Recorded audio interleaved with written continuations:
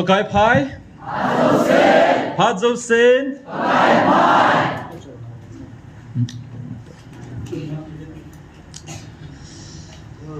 ปะกายพอดิงนะพะมงมงเออภัดนาอิสิมเสียงโปวินอิเซเสียงโปวินอิเซ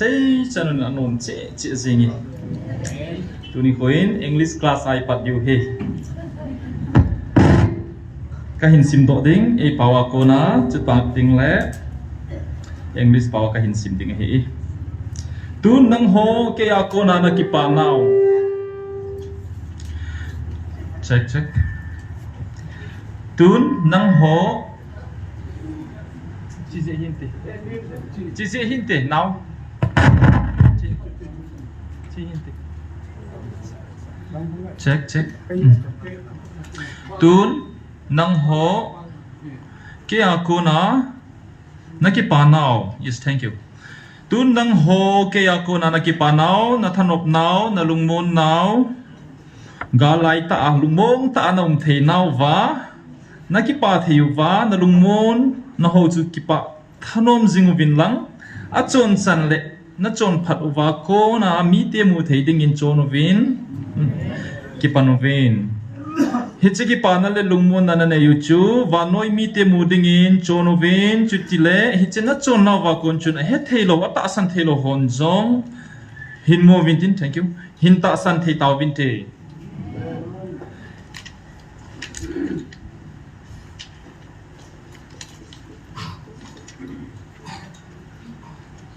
hichehi English translation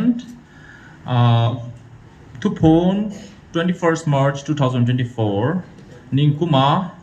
Patin Hagautupun translation kan sim doi now because of the joy and happiness that you have from me which lets you to remain peaceful and joyful in the midst of your war be joyful always and start behaving in an orderly manner and good conduct that will be visible to the people act in a way so that from your behavior the people of the world will see your joy and peace in this way the baffled and the unbelievers will also see it and will be able to believe it na chunguwa ka kipan na pen hi thildang imacha hi poi tuni nang ho ngai lut na ki kan kho ngai lut na ki kan kho muwa keima na thangwa uwa na choi adiu hi keima ka kipana pen na hi e ta sa lunggel san sa lova ta sa lunggel san na ho lunggim na ho lunghan na ho pai tha a kathu pe nit a azui panjong nom taw ve ngai lut na a hingjong nom taw ve hi che chu ke malung lama hi bo ve the reason for my happiness upon you is not any other thing today the thing that makes me most pleased is when you all wrapped together in love praise me and glorify me some of you have begun to follow my commandment without heightening your human thoughts but casting away anxieties and anger there are amongst you who have begun to live in love which pleases my heart hey nun he the no wa to ka sim dots English pam ki thien chun ka ti chuna to hi so pi pau dang hon jong hi chang ai nom jiu bin tin request sein bol jiu ba hi ta hi ka hin se he ki ngai lu vin nang hodinga hi che thu hi ke man asang pe na ka pe na hiu ve ke man ka ngai lut bangin nang ho khat le khat ki ngai lu vin chuteng le ke zong ne ngai lu uvin aji chu ke ma ai ngai lu thei lo lung thim chu asopi au anau iti angai lu thei ding ham hi che lo chun ke akona lo chun ngai du na pontin ke ma ai ngai lu do le ngai du na pontin ke ma ai ngai lu ting le hi che ngai lu na chu tan te love one another this is the greatest commandment that I have given to you like I love you love one another and then love me too for a heart that cannot love me how can it love its brethren without it there will be no love from me if the heart doesn't love me then there will be no love when it loves me that love will come to exist so pite ho pathin ngai lut na zala chilai hong khom hi ki chi in inam sungwa boina nang ho ke area nang ho area kiti hi ngai lut na lo je hi jong ki che e ija chu pathenin lai hong khom ven chilai mun kai dei than pe na hiu ve sibong taw khom po win lam kai ho jong ho bung lam kai ho jong sibong khom po win ngai lut thang na thagau ka pe ding u chi teng le nang hon na de yu ka henai chi su bol na nge ti chi ke ban ka henai le khabu choi hon jong na sim theu hi na March 21 2024 a hi verse songali na chun hitin ki sun kidin aji chu na chung wa mu thim ke man ka hol hatan chun hi che mu thim chu nang ho to ki do na hi ta po ve hi che mu thim lai to chun ka van til hat pen Michael invite home tan hi je chun to nang ho na taw naw le na thum zo siu ka don bu ji hi ta bo ve for I have brought down the darkness hovering above you now you are not confronting that darkness in the midst of that darkness my strongest angel Michael has reigned over it this is why I answer all your prayers and pleas chun zong namakho wa kinep na ne ya kova thai jing lai na hiuwin am kun cha na hi taw ve a hin tu pe ta in hi chena kinep naw jong chu keiman ka hon pe in kamol so pe ding na hiu ve kamol so pe thei na hiu ve tu hin hi che phate ngai wo tu hin hi che chu na mol so pe pai uleng nang ho hat na a ki muan na ki gel dingo ka ko na le ka thu pe ho don sa lo wa na ko yu wa na nam sungu wa ki ngai lu na be hi la na na to diu hi che si a chu ke man ka khongai saw pe wa ka ngai lut ka cha te chu ka pho sal zia ka gim bol zia ka ko zia hi e even now with the calling you are racing forward with hope and you are almost about to achieve your goal but right now I have opened that hope of yours and I will fulfill it for you I can very much fulfill it if I fulfill it right now for you then you will think that you achieve it because of your capabilities you will abandon my calling and my commandments and you will walk without any love within your nation or your community because of that I have adjourned it for you as I summon my beloved children with reproach and discipline Gideon in mi sang som thum akil hen do in ama phunggola kon chun manase phunga konin galsa din akon goin pathenin atam wale Midianite so sat dingin Judges chapter 6 akisune chichun aman sang som ni apai do in sang som makoin atam be se na lai atin achai nain zathumbo alhen do sai icha chu pathenin bi sayam mi sang som na chiu dong len gal hi ka zo pe thau ding na hi uve hin la ga zo ta leu chun nang o hat na zo na ki gel dingo tua wang za thumbo to na ga zo ding na zo teng le wang na dan na chamlo wa ke hat na zal he na ti deu he ti a sei pa ki bang chilaya I ho chung chang zo ma sei he a thu gol hi na I mat to ngai a thu chang man ki bang he so pi te ho aji chu sei ki bang a hi tun chapter banan sim che winkatin izo chu sharmang boy sing sit translation a hi ka hin sim chu ka het hil loi le oi le Dr. Grace inte amin kana sun ka point to ke translation a hi in kya hi bang chu direct English de aji chu English un ki zilun ka ti ji a chu I pawa to ka su thaloi tai na het lo le na na ki do di wei ti ai pawa ai ke man khai nai choi ho nom ba hele July 28 2024 ningkom July som ni le get nia pathenin asei chu hi this fire of prayer English pawa ka in saying hi phat su chom na dingen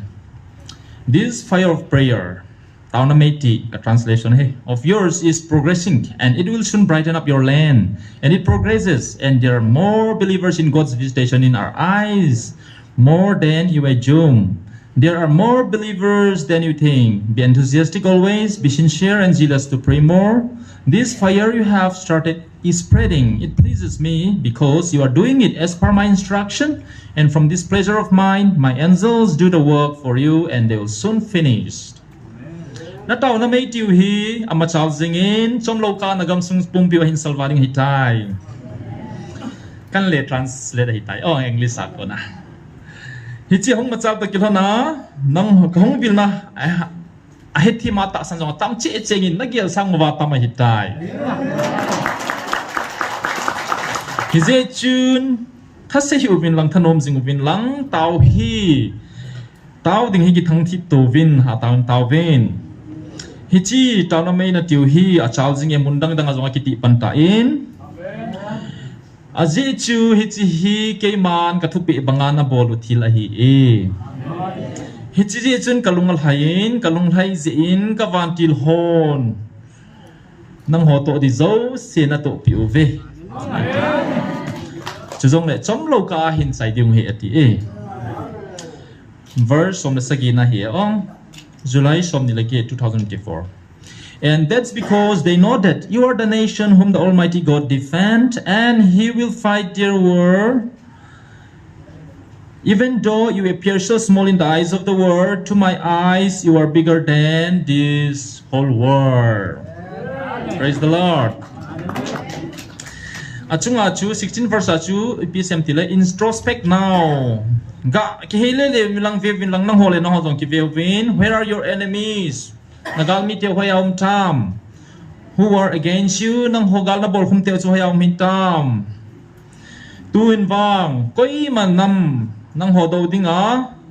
decision langam ki songa koi maum tapoi Halloween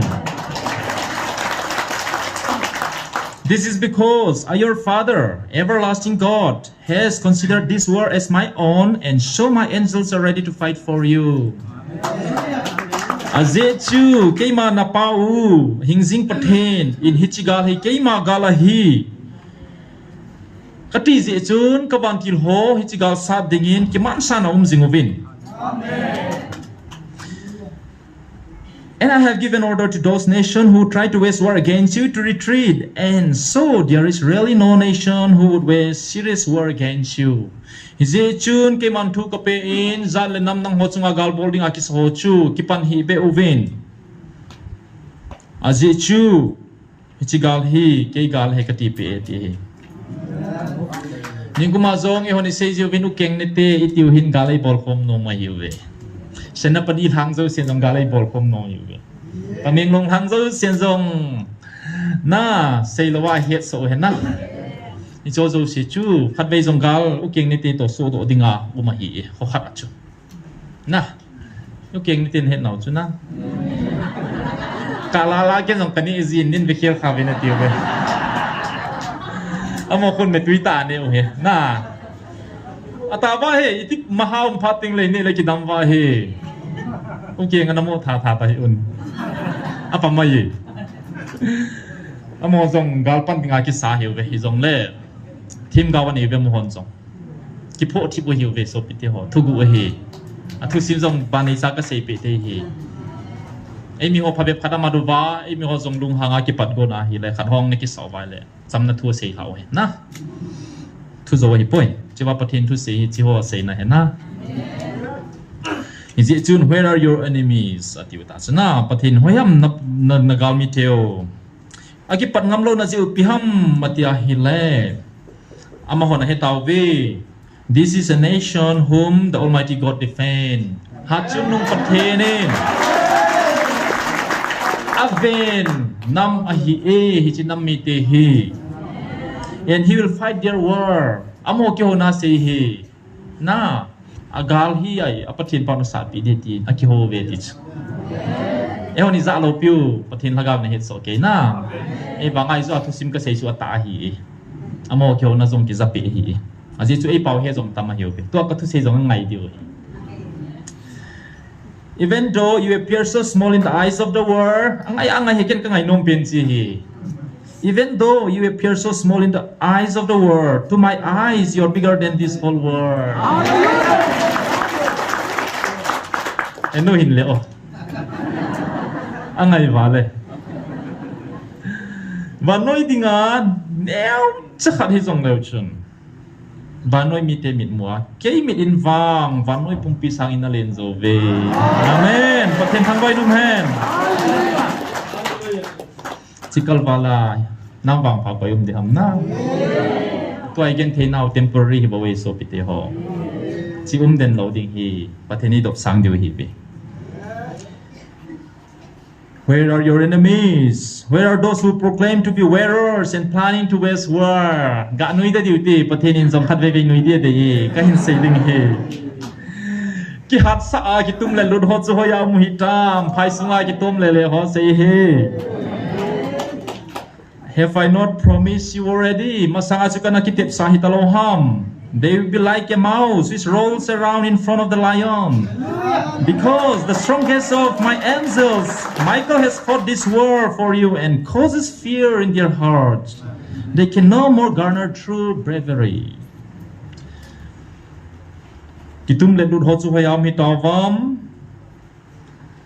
Nang ho hanga ka kitep sa hi lo ham masanga pat a. Amo chu tu hin. Humpi masanga. Ju chano kili le ya ki pe le zam le ya bang ta ve ipize hetiam nahan sanjeu heti poi nakimo papa hiubin e ho ki pa chapai pa yubin na putai garin munya ga budua hi le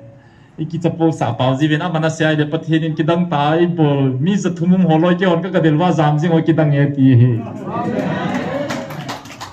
Agal kap lo sin nakilet sa jon ki han san sa ji so gal kap hon pathini na sa pi ki het so Izia hi the strongest of my angels vantila la ka vantil hola happen Michael in nagalu na sa pi ova ichi Michael chun nagal mi teu lung sunga chu ki chan na hagawa pi hi ati he The greatest weapon in the arsenal of God is fear. Kiti khadau me pathin man cha thu pi pen kha chu kichat na hi. Na me som ni le sagi chun gari som gublang ahong ki tolovin lam ka pu lu pai dia godovin. Chilai kwak tala ahong pha pha du chuna kichawin pathin in chilai khagau chen chun apathin pau chun. Na pathin ubin kichat na khagau apiu bin anung chi ta ve ti chula. Kese poi apathin na se I am the everlasting Almighty God who killed the 400 priests of Baal using my chosen man Elijah has today hidden dear God just as my servant Elijah killed about 450 priests of Baal I have destroyed their gods and just as my servant Elijah attained victory you have also attained it I will likewise destroy even those who are joining this war to ha ei sa holoi hilova amho pan hu chan ge jong ka su si ding he ti bal them gao chung chang thu chu na sim nom wa hi le izole ka in sim ding a he first king bung som le git 20 to 40 ki ka ki su na hi mi zali le som nga a hi bible ki sun patherin aza che ti to che dai se pi ui we facts and figures ki to he chi pathin agao tu se hi ong is ya tune This is because I, the creator of everything and author of everything, Ngayuvin. Itilaya hagao ehungbil pau to say he. Na. This is because I, the creator of everything and author of everything, your God, the Almighty, has appeared in the midst, and I have sent my angels in the midst to be with you and to fight your war. For which nation can stand in front of your mighty God? Who can stand before the everlasting God? Question na dong pathin lo pi han aje chu van noi athil zo se sema chu teng le thil zo se ki pat na bul pi ke ma na pathinu ha chung nu chu nang hola ka hung tan ka van tir ho zong nang ho to cheng khom din ka hin sol tan chu teng le ka ga nagalu sa dingin jong ka sol taw vin Koi nam chun ha chung nung pathin masanga ding zo ding ham Koi chu hingjing pathin anga ding zo ding ham pathinin edin piu hi so pite ho chilaya hong vil pa thu se hi chiwa thing jing pa hen ha chung nung hingjing pathin ka hi kawan til zo se nang ho ka hin sol pe tawen nagalu na hin san piu ve ati hi so pite ho I am the everlasting Almighty God who killed 400 priests of Baal. Baal zailile somnga that hosu keima hingjing hat chunung pathin ka he ati ประเทศนี้ทั้งบ่เวฮิจิประเทศจุนเอโฮอีดินปิวเฮโซปิติโฮอินปีจิโอวาจิลายาอินุยุวากิปานามิทีเสียโนเฮนาอีวังพมมงเวกอยตะบังกิงไอเสียกิสงเลลมเลนะกิสงเลลตะหิเวนสิบาทุเซปาฮิฮาจุนุงประเทศกะเฮียตีอินกุมนิวัลทุเซตาอินเกสังอาหารโมนะเฮติอาหุงสุบวยดิงกอยมาอมนายปุยนะอากิเตปีดิงกอยมาอมนายปุยเกตูนินจิลายฟุตบอลทีมเป็นกะเฮติเลงทางอามีสมนี่สมทุมงดินังสังกะทีมซอยงติดิวจอนะจิลายนฮัดจุนุงประเทศอัลฟาเลโอเมกาหิงซิงกะเฮติอาฮิเลอามาสังอาโซดหินโจเกกะเฮติค่อยจับนายโลเฮบาลทัดปาจงจูฮัดจุนุงประเทศนะเฮอะตุสิมิเฮตสาวเฮI am that bread, the bread that has visited you for reformation and salvation of your whole nation. Kukizo mi te se na hi. Ke ma chang ha chu ka hi, hi sang ha nang ho su sim phading le, nang ho hu hing ding a hung pa chu ka hi. Ati na. So pite ho isay jo ben Bible a ki sun lo adang ka pompoi. Bible sunga ki sun lo chu pathena kon hi lo jeng he ti hi. Ale Bible a chu gen thei tho mi te mu se eng bol chang ku ki zo cha te di thu sim ki sunam phaya kon ai hung pot di danu ki sunam phaya kon ai hung pot nung ba i machal di danu ki sunam a ki sun poi hi chi le khabu sun pa chun hi chi le khabu hon Bible tiu hi vanoi ka pi ka thu he ti he e hon hi chi Bible hi hing se da hi in hi chi kalwal theilo hi tai asun pan jong chi kalwal asu theilo sei theilo di tai tiu hi order ri ta ku mu ve a hi a thing se de piding a thing se tham ma tai le bangam du na dinga hu hing chan na dinga chi kalwala sei be diom do hi a sei u ti a hi ai wanga asun pa hin vanoi le se ke ya he ti hi asun pa in bol hei tam pian in lai It's a Bible hi asun pahin 1% jong describe about zolo hi ale dan dan chu chilaya pa cha jong hi na ve lova hi le koi ham aninga ka heading hi chi sim pa chu iti e hon het zo diu ham We to those who ignore my words hearing them with 1 ear and letting it out through the other ear for they will have happiness Those who cannot believe cannot be happy. They will not have happiness, okay? Those who cannot believe cannot be happy. They will spend their whole life without true happiness. This is because they have ignored my visitation, the true bread of life. God, the Holy Spirit, visited them in my spiritual voice. As they have ignored and declined to partake the bread, they can no longer have true happiness now and to eternity or so. ตัวก็ใส่นะอากิมเนี่ยสุพิเตโฮก็ฮิเลจิกวิลนะก็ทูน่าสะโลซาอาอบิลังคัดอาซาลังคัดอาปดสักฮิตาบังมีจุนกิปานาในตลอดดิ่งฮิจิกงวิลนะตาอาสันเทโลจุกิปาเทตลอดดิ่งอาหินโครุ่งเกี่ยวว่ากิปานาดีตาจุนในตลอดดิ่ง true happiness ที่ไอ้กิปาจงเล่สมจัดจ้ะ temporary ดิ่งปฏินาโกนะลุงจุตากิปานะIsangay mo zong nuy nuya aning karamin mig ngol hamati ho ho chang talaw de ich azichu amohon ke vil na hi ke ma chang ha hin na chang ha pan ka hung vil naw hi pathen thagaw theng God the Holy Spirit pathen thagaw theng in ka hung vil na ka thagaw o a my spiritual voice chisu apang pai taw be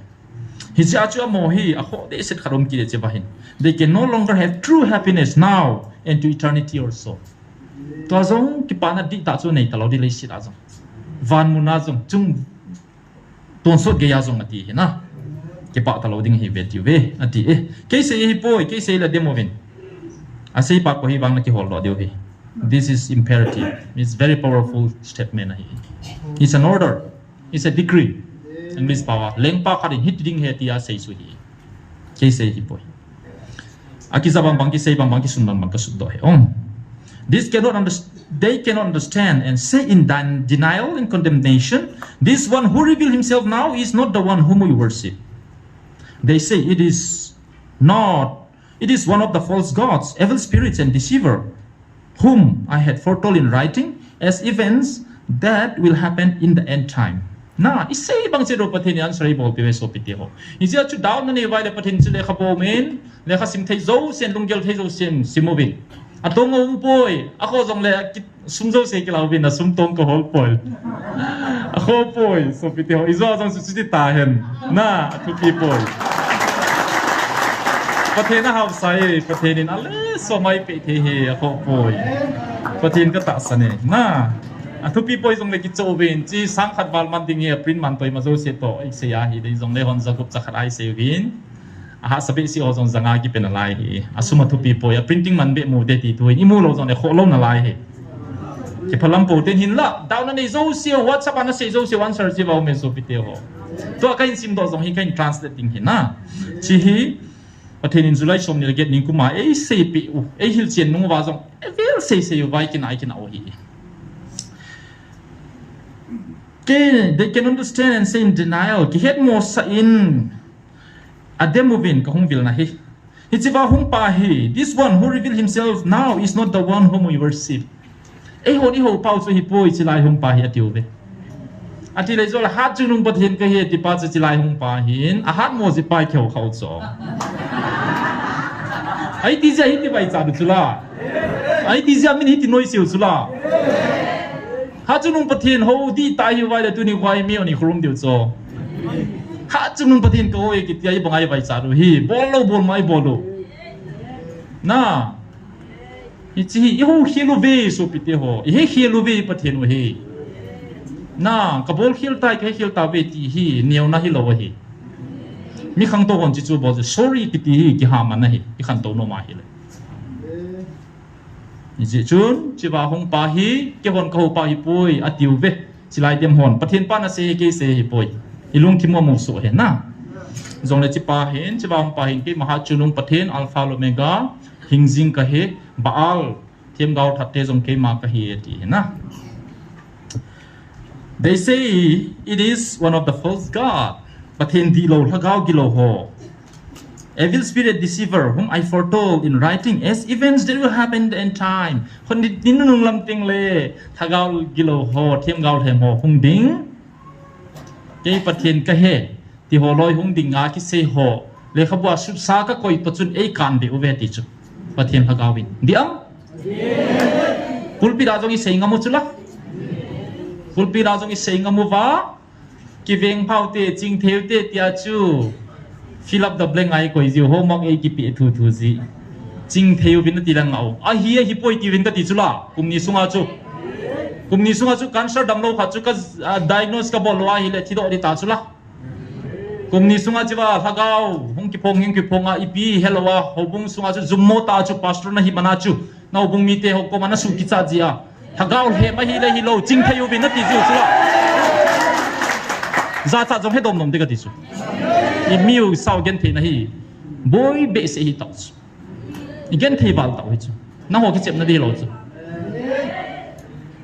kalai na hi so pi te ho jing theu win na tiu vai le piam na ho mo i pi building a chu lo na ki pi wa so ma khan na ki pi hom ko ti so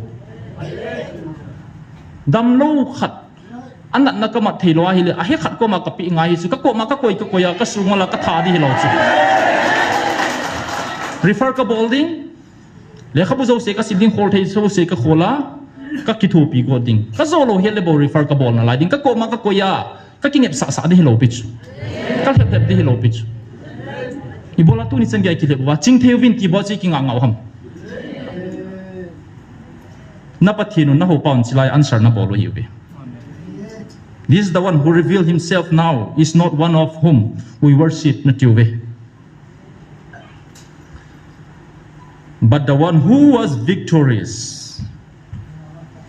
on the cross and redeemed the world, that time is the same one who visits you in spirit.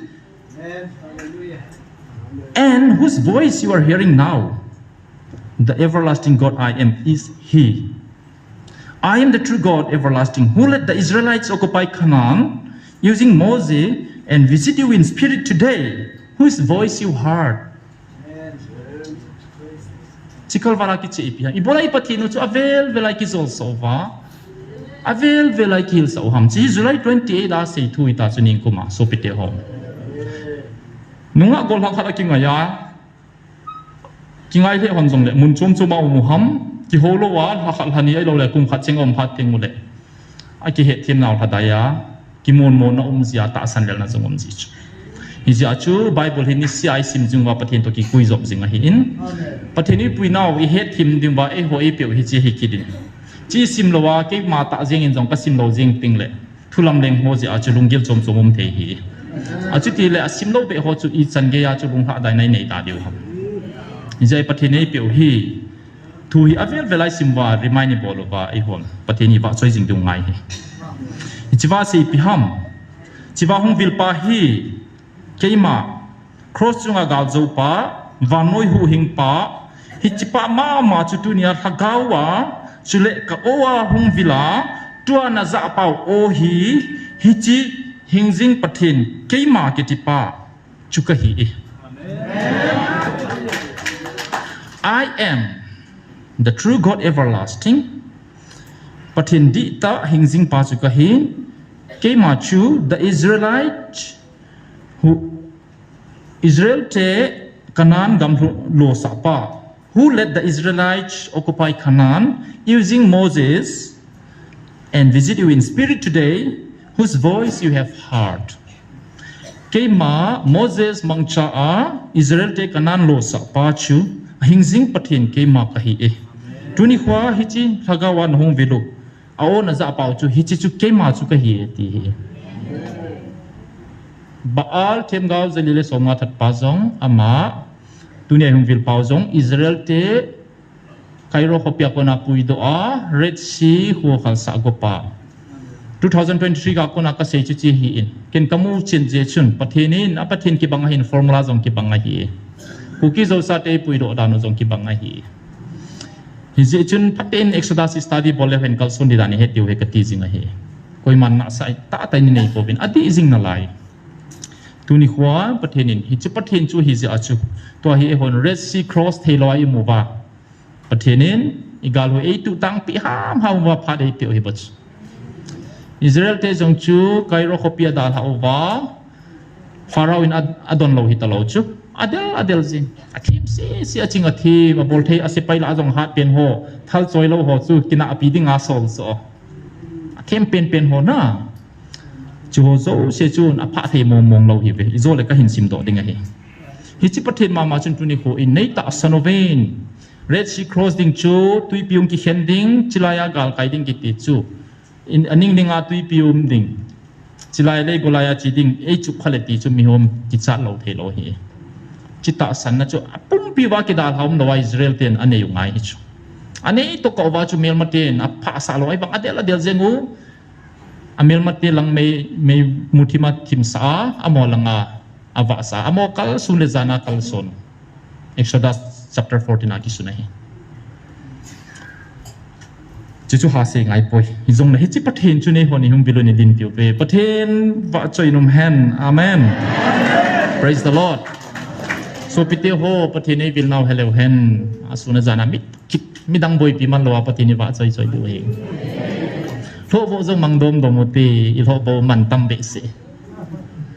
il ho bo tha thi be se ki mang lo wa ki zo le man tam di ha manin manguti pathen thu het na dingin chi thu pi he na you people are insignificant to be too few to be counted alongside the nations of this world but it is a promise I had made that I will lovingly build up these otherwise insignificant people for my own glory so that they will not bow down to any other nation. Praise the Lord. Nango hi macha kham jong nei po ve pan na be na hi bo ve insignificant na hi ve na khom be se oven vanoi mi sim na za ding in jong na ling po ve ti chu sim tha kham jong nei po ve ti chu di India population ni India hi tu lai ta hi China ho khela top 1 mi tam na pe nai chen cho 1.44 billions billions millions jong hello na lai thing hang India gamle dan chu thing hang mi zat mai jong 103 million khadi ti ku lak som hi chu ลัก2 million ขัดลักจะขัดวาลที่จุดทิ้งหางมีใหม่ๆอินเดียอ่ะพุ่มเปียกิสินนายเราจะกอลฮอซาวนายเราน่ะจิลาอาชูมณิปุระฮี2011 census ดึงจุยามีฮี only 2.8 million ไม่ได้ฮอซาวน่ะmillion นี่กี่วาลหามสิดึงจุยาอิมิเตจูลักลีเล่สังสมดีเลงาฮิซับโบอีหิวmillion ขัดส่งอีทินเราอินเดียปุ่มปีอาทิ้งหางมิลาจงหัวจู 1% จงยิทินโลนั่นแหละอีไม้ฮิโลดันนะใช่ไหมตัวเนี้ยนั่งหอเกยเรียที่สุดเกยกันนุยจะจีโจนั่งหอจะมีเกยหอกูเกยโอ้ come on ก็จะใช่เกยอินนบดอกกิสุรุตีประเทศนุ่งเบลตีวินเกยกันนบเลือดทุ่งดินกันนบก็สุดกันนบเลือดทุ่งดินก็สุดเลยมินาทุปีปอยอินนบนมาไอเลนดิวกิงไอโลดิวฮิตสุลาYo society de set chu thong dim pa chon sing son no kitchen pi le khatia pu hi jing kicheng hel thai boi na di mo bom hi mina zong sing son ka pu te zong kanui sing son chano hin mon ti nau me thang te mi zo mar oh min zo sia mo be ai wanga chu chu ki ho thei be si zero chu ki dang ka sai hi chi chun ima hi lo ki he ro te so pite ho pathene video na sat dan hi na tu ni khwa hin email ma teu hin ni ka su be di go ro hi so 2 days apathen to ki tho a bol di dan jong ka sei chai ta chu planum sa hi apathen teu na sei chai sa chu thu ki sei do nom lo hi so pite ho chia chun hin la apathen teu ai pathen teu akan choma ki he taw be a ko le don but ta po be hi jong le mor thawot na ki som tho amor thawat na hi hap ta khat songa ka chai deu he tiu ai wang tu ni chani lin zo chula na ipisi ham chi simple logic chu te se khang dong tho bo qualification ngai lo chu he jing theu in la i cha lo i pau da no in i he thim po beti na sei lam ka sung jong ai ta ni kieng bol ki beng bol ben min eng bolu sumil de wini hoi ki eng bol bin kieng bol hi italen no ham mi thanop na lam ta ham la ka hepon na apa chom no ding king ing ube I population zong he dom hite pathin re he val valove pathin chiwa se you people are insignificant kiti chu akan na lo na hi bo beti nai pat umi hi zong le chen kho poi na I hola ki tu pi sa ke hi zong le pathin nang ho nam hi kal hen na hi ube na kitip na ka ne he ti chu I will lovingly build up these otherwise insignificant people. I mahilo mi ho hi ke man ka hin dok sang ding ka hin sim tu ding ke ma lo pi na dinga. To think that so that and they will not bow down to any other nation. Zat dang mi te ko ma ku na bo ku talo dinga ka dok sang de hi ba che. He no pe hen. ขนมโลหมสปิติหอฮิจิเฮเลวเห็นน่ะก็เสียสุดเดลที่ตรงนี้จริงไงเราสอตัวนี้จงมีติงอุเมนเคเซชีเตนจะไล่มีติงอันเอวเวนโกทูเตนจิลังคนอันเอวเวนปะเทนอินไอดินปิวไอเฮดวินามกะลงดงไอเฮสปิติหอ Home Minister Pachu May 30 29 na hongin June 1 na kilein June 1 na kilechun kahong kile kiting haptani zo pale sam na kong sim di hetin ahong tapon kumthong ke na hong poi tu chung ke je si hon relia bol go dule phone call ahongin ke hong nawingi mi kain sol di hetin iwa chonovin ke je si teng min siovin isi na chan jong ane uve in la tu ni chan koi ma hong kapoi sei tabangwen he pu ngubam man thei sei po be na to he sa langa ko ki doi ta chu de he langa chi di ham chi lo di ham ti ki ho yu hi zong le so piti ho ka sei chui dang hi poin na pathenin ai din piu he ting ole I han san diu cho amo nop ba bol the false promise ki bol sa di hi lo hi chi ka sei nom he a je chu pathenin alo pin ding ai then do hi be question khat ka do ding hai to hi Israel de chu mi zat hi vam isi ba ko na Cairo hopia da ha uba chu in say price Numele sapal telo lag numele sapang simlowa numele pasal simlowa lag dup Diam happy Nen awam. Numele pasal simlawa lag ko bayu be. Put be piute answer de. Ni lag ko bo se hiu chu pasal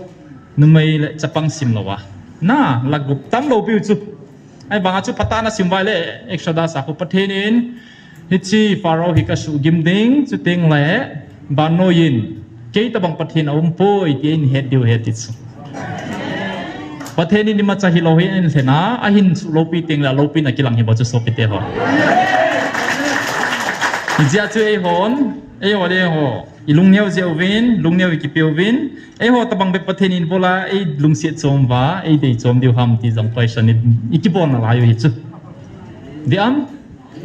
hisan ke ya lung neu hi taw be sopite ho. Je chun ha chung pathen e din piu hi e he tim ting le in khonom ting he. Ikilung to diu ik ngai lo dingo tunia i bolai kin awham tia hi le I hope le ze wai kin ayus ma banding kinep naum ta lo phada mi boi piu ba amoding ki chu wai kin aw hi bobe patheni ni plan o hi hetiem le hen sa lang thang lang te on chi bai hum khom ni taw khom de be bo we'll pray together we'll be one setting le patheni nagalui ka tang mai na hi be ti chu pi se na hong ke che de tai so pite ho zan hi chun tor ka chin gam sungu kukilen ka ga khol silin thu ta in nerwa gum na latsan lo na chan ge ka chin ni pi ka tiam tu ma sang chun ka ne lai chun hau pi mol ki ti ho amini za jong le ki thing cho thil ho ni hong bru jeng le ki cha amo chu galai be jong le tim hen hun mei bol tang lo hi chu mang jeng hi koi ma changam wa ngam ji lo hi chiwa lu khu koi maung ki nung le po ti wa lu ngam ji lo so hau pi mo gim nei dan chu na ni ja chu hau sapi mo la ti o hi di nam chi chu mi su ki cha ji win mi zan mang tam ka ti la koi mang ka chi khanai po ti win sapang kai la chu ne na su ki cha jeng ji be mu te hon jani chun alam pi ka chin ka kholin ka loi te to hi le kidang he jengi miem khat asang pol ki sul ha te bang jengi amai jengi ma am jengi hi he chi chun kalung sunat he jengin sukit ting le mundang dang ka thei pa yu noi lang chan ka chiubin ka veda hi le lam ka ko na misal ha bang nga ko nai chia lam ko pin vet a e gam le mol hoi vet a hi le anom na lom lo me so piti ho e gam mo hi kum sang khat e ho bo si ki cheng jong le lo dim do lo diu hi gam le dan le nop dan ko mu chi jong ho yin a le si jong ho yi a ki tu chu a hi nge so piti ho tu ni ho hi bogim bolgen thei eng se chuma min e gam mo hi mu chi pha tu ding jong e pe lo cho pathenin ei dok sang ding wa plan tam pe sim ka gel do in aje chu Israel te zong pathin lunga to lo je wa got na kum sang ni wal zen le se ra to wa Hitler mai 60 million 60 lakhs som lang zen ana thau so antisemitism kitia pathe na chunga lung thai lo pada Jesus Christa na khai sangwa Matthew bung som ni le sagina khun eng set suma ampi hotel sedova bilet zongatil sedova hichipa thisan puba ke ho chunga chu hen ka tu ka cha te chunga chu hen atiu gui thun na a kum sang ni wa antisemitism Jews mi Hebrew mi kitipo bo chu wanoi na munom lo hi we ichi achu Hitler in na tha mai bong chu tua hi Jews mi population zalin zonga phapoi tia jong ki sein lai hi an ha thi dan ba chu ichan ge hin la kidang chui piam tia hele Balfour Declaration akiti in 1917 First World War election Prime Minister Foreign Minister England pan Israel te koma gamtum Palestine sunga kapidin tia aga kitep kha chu Second World War in agui thongin Israel te aga chen lu do chen achom lam tan ki seile agam wa hi nel dingam jinga hin ima cha vet lel li jong om poi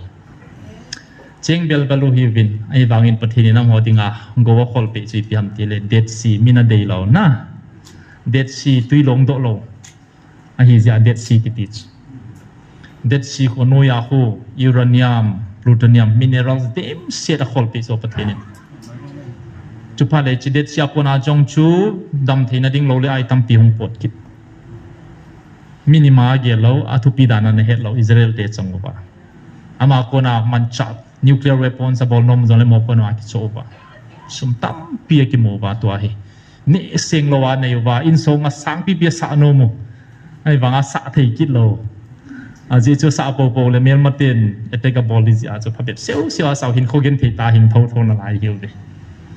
ก็เสียนมจุยกามุฮีเฮโลหินเลยโนยายจงอิปทินเท่าตั้มปีคนเปียววะminerals ตั้มปี platinum nickel กิติฮอลอยจงตั้มปีคนเปียวอะไรเสียจงหาระหอยหอยจิตตุนิขวาประเทศนี้ตัวกนหุยอาเซหอยไม่ฮิปอยพลันในยาเสียนจิไลกิเต็บนอจงอากุยทงตุลจิงจานฮิกามูชุนประเทศนี้นักกำสุงสุเทงวีนาติปาฮี2023ชุนอามีหกกระดงอินโกลังคัดประเทศนี้โซลเปอินกการียกิโลเมตรงาตบังกะปุอินก็คิโฮลิมินอากามีโฮฮิจิชุนอามานาเซจุปิฮัม2023 June order na kisoje June pa chalai kana ball povin poison lay ting katiken pa chalai katinom poi poison lay kana ball be si povin ningkum chun kang ki pan ki do vin hile an nai na sukhain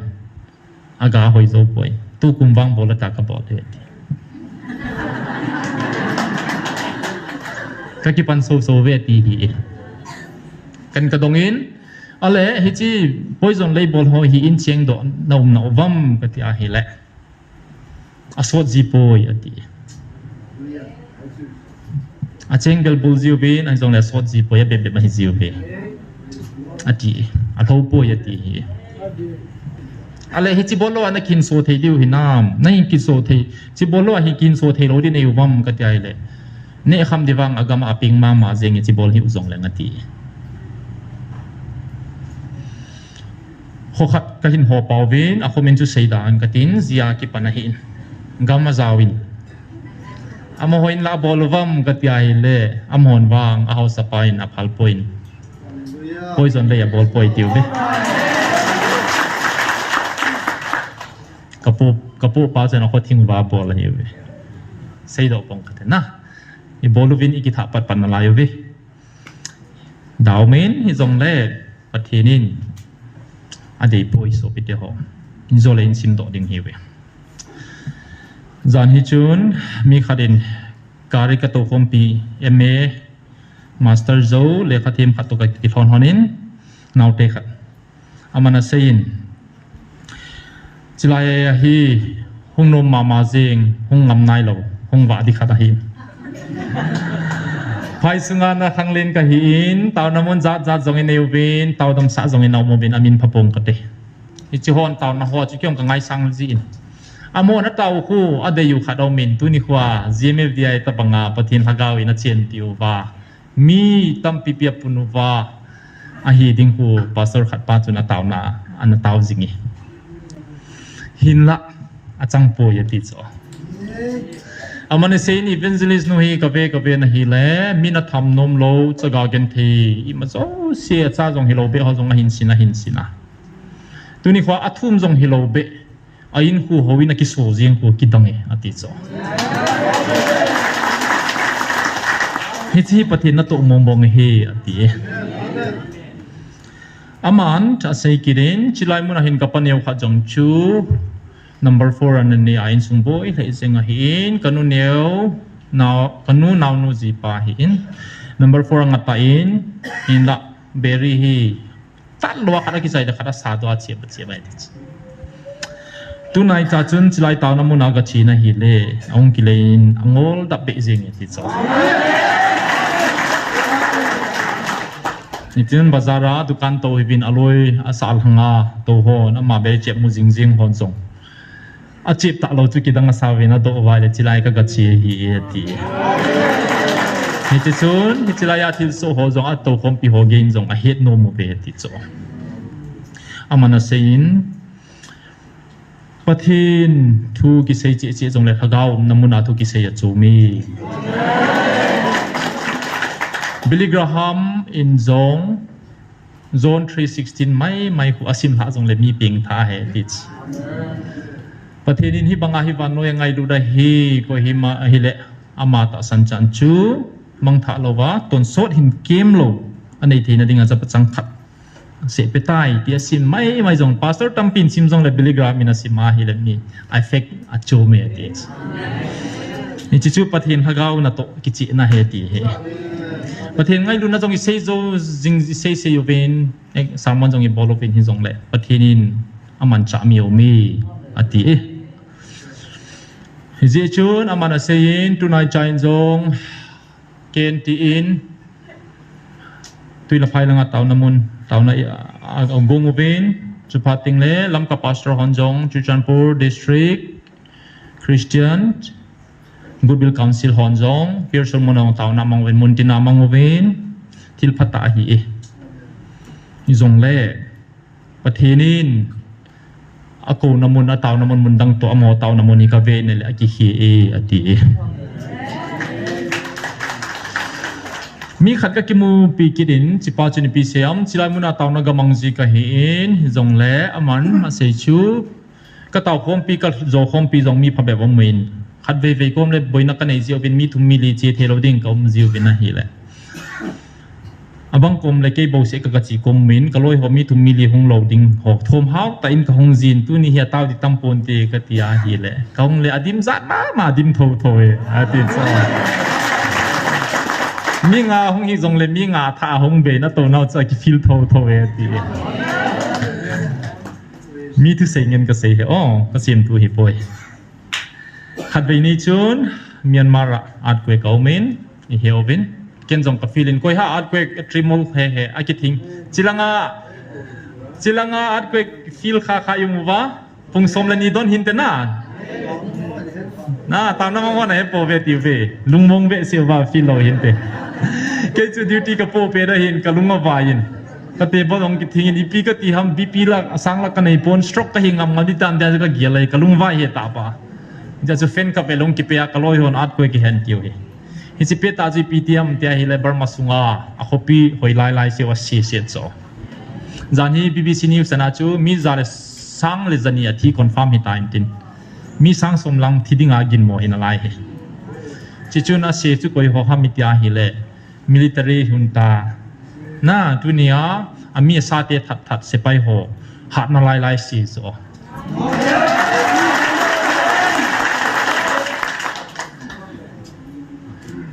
ฮิจิจุนวันนู้ฮอกมา international help ปัทุมวินเมียนมาร์ government ก็มาอุปโภคไซน่าอิน100 million yuan ทำโม currency อาพิววินรัสเซียอินตงกำดังมีมาหกิทุปีเดมูโซโลอโมจงงาดิลวินอามีพีเตสุงา PDF ฮอบุลูอตังปอยจุบังอากัมมูอาบอยจิงไลจงชุน air strike บอลทวินอิจอนนิวส์กัมมูจูอดีเอฮยาฮิเลจานฮิจงชุนตมูโกมาไอมีโฮฮาปันละโฮซูอาเซปดิงอาจิวายเดอโมเลโมกิเซเดโนเวตี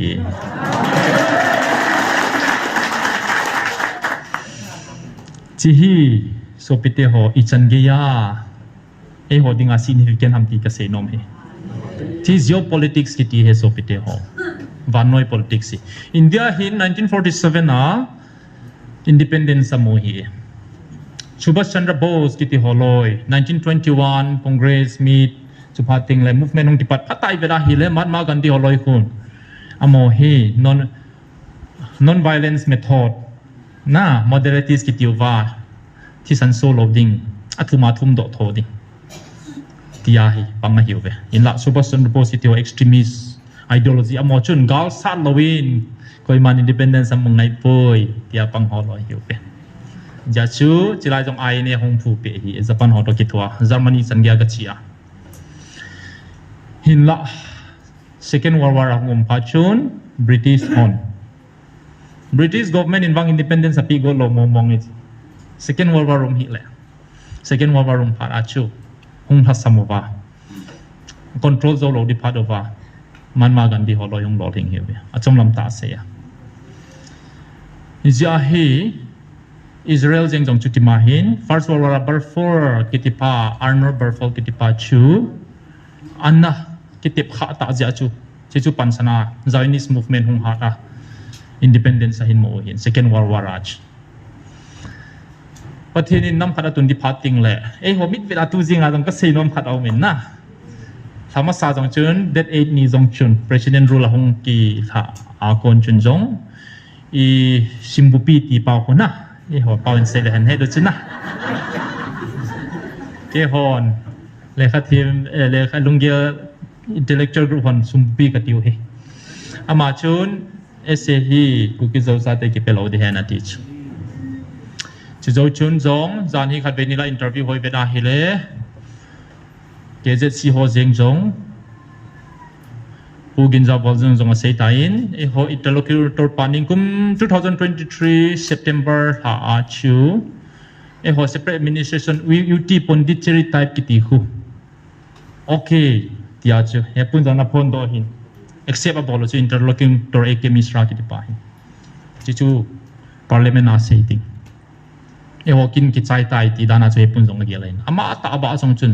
chi hi thelo di he tia tu nai cha jang pe a sei ki dai ahia hi le to chu ipi hai long gen pathin la ka tun din he ti ki do na mi hem long gela chu payum ta lo cho salanga isopi ho khalani hong ka ki ho pi jin lam kai ho khalani tu nai cha yong chun ama ho hen chi kinep na nei ta lo chu kinep nai le lo pha do ba hi ho le ki boi cho ai wanga pathin pain plan ne ya sale lang ho thing ji cho thilung zo se ki kinep lo loading pathenin tungta nge tia hi le aninga ka hin vet to a hin su loi ji hi ja he pathenin tu ni ko a ipi seyam itaw naw hi igal sa naw len pe na hi yon jong sei jiwin gal sa lowin kon gam tu ma mongai po yi tiu hi adi ta ju tu din monin hun na ding ba joi ha sa dai sa do ba physically salang thang lang te to toy mel mate to yi khen na ding wa jom hi thi san ta pi lu ngai ki khen diu do le na lai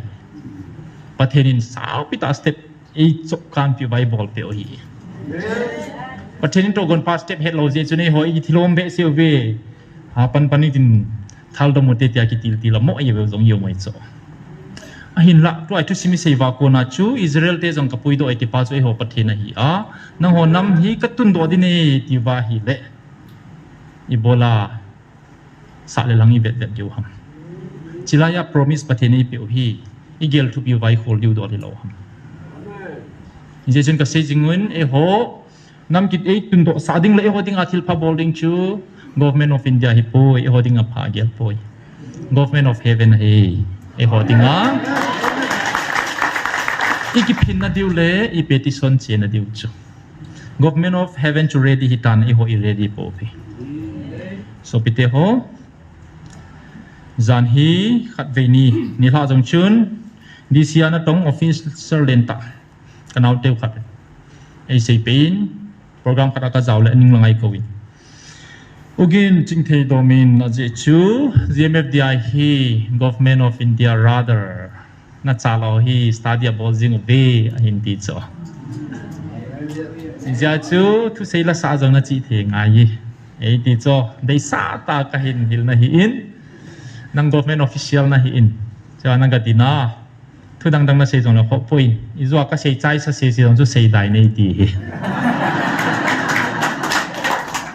Kevin dei silves pin titina bo chula inge ka he pu si jong ana na MLN ni le apa di DSP ka phone kila do na na inge he pu jong chu ka he CP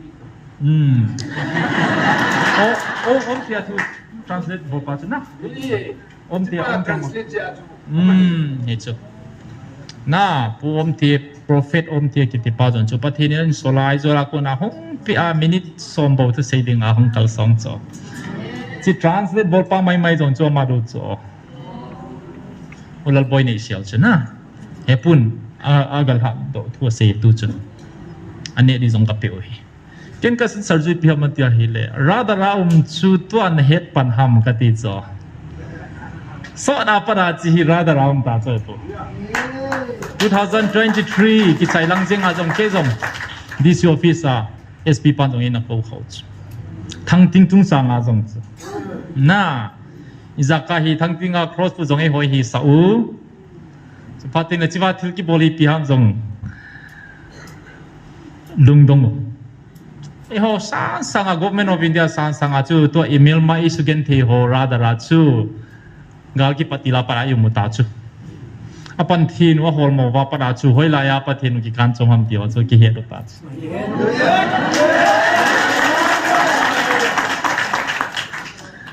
ja chu rada raum hi zane dung thui point so da padum hin chi hi akichat pen wa hi bo ve ka ti pe he aji chu pathinin nagal sadu naman sa lo wa tu pi pen si he tiu he ja chu gal sa lowin kon gam tu ma mungayam na tia hi le ipigali sa diu ham government on media sa diu ham igal mi te sugen te te sa diu ham ahi poi thagau gala hi hi gal hi spiritual welfare hi doctor na hiya na damlo chu an na namat to loi le itin na zending ham gal na sading ai na gal chu ipigala hi na het loi lit na sading ham imima teu pathin te chu ipathin hin kan choma ki thupi thelowa bolwa alungwan neu sa hi le hi gal chu thagau gal ki ti hi chi chun thaldom po te ti na hi poi na bol thei boluben ka din pi naw ve na choi ka man di he ti hi chi chu 2023 a sei hin tu san ge idin piu ve iding zo ve I choi mang ve so pite ho tu ni khwa hi mo e wel thei povin kinem dal la dong neu de zong hi po ve pathin to gon nei vai le lam kai te zong chilai mu na I pi ham pathin nei se pe u chiwan hong man hi zong le chile khabu na ki sim tingun na khol le na het diu hi na het chen lo zong le chen phe dan ni na se pe naw ni do be dong lovin kanga ditam mi chimutam ka chai gote tunin so pite ho mi chigal hi ipigal ham ven pathenin hitina se ye dunia ko za ho hi mi ham pha na hiu ve koi man cha chunga nang hon na mi te ka vil bangin koi man nam chunga kana ki phong khapoi hojong ki phong ki loading ka hi bo ve akhang a zong ana so khalo ahong lung ding khang ki da zong ta loading hi che za ho chu mi ham pha na hiu ve hi che tu gol hi akibang che in vel som na khat ve chile khabu hi 4th edition ai tain 3rd edition ki sut chana chu vel som na khat ve pathenin na sei do hi chile hi tin na sei ki de pathenin hi che je chun nagalu thip pontin keiman ka kona a hi bo ve na za wa nga ye na za to ka wa thi in thip ponte aji chu keiman nagamu katun anga ye keiman katun lo le kitung ponte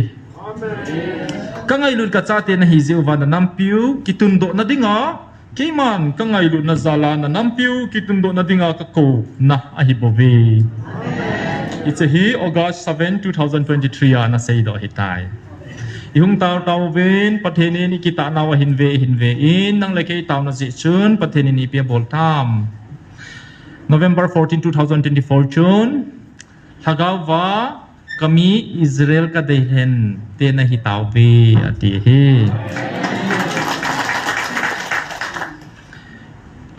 kavilte thagawa kami Israel ten nang hon ka on aza thayo ve ta sa kami Israel ten wang aza thei poven kanam dei hente ni na hiuven kanam dei hente nin galna nei geluve ania hi ke man kom sa hi e hi chet to gon hi ke man vanoi le siet ka phutila hi chet to gon hi kana koi sa hi tabove nang ho ki panalet na thanop naw ka kom ahung lung tan hi ja chu na chungwa ki panale lungmon na koi pe na zong thadai chom ponte nanam pung piwa thagau wa lung khat na hi to ka siwa ka vil na jong tang pun tin kaum pinau jong ngapungi aje chu thagau wa na so cha so ke diu ke ma de hi e mi ham kha na hiu ve ija chu hol sa ho ki de ma hi poi ken ka dem pon hin la pathin in hi banga ngai lu na pathin ni vil nau ina sa mo pa wang ka de ma hi nanam mi teu na cha na tu teu na ngai lu wa hi le keima o keima sei man hi lo ding